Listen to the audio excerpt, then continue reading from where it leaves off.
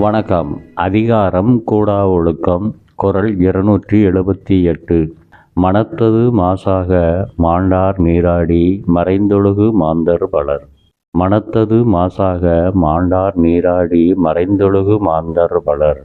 இக்குறளின் விளக்கம்: குற்ற சிந்தனைகளை மனதில் வைத்து கொண்டு அதற்கு மாறாக சமூகத்தில் தம்மை பரிசுத்தவானைப் போல காட்டிக்கொண்டு.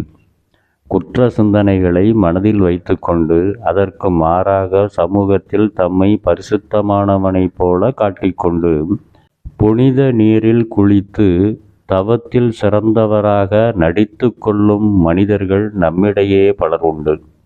புனித நீரில் குளித்து தவத்தில் சிறந்தவனாக நடித்து கொள்ளும் மனிதர்கள் நம்மிடையே பலர் உண்டு என்று போலி மனிதர்களை சுட்டிக்காட்டுகிறார் ஆசான் திருவள்ளுவர். நன்றி.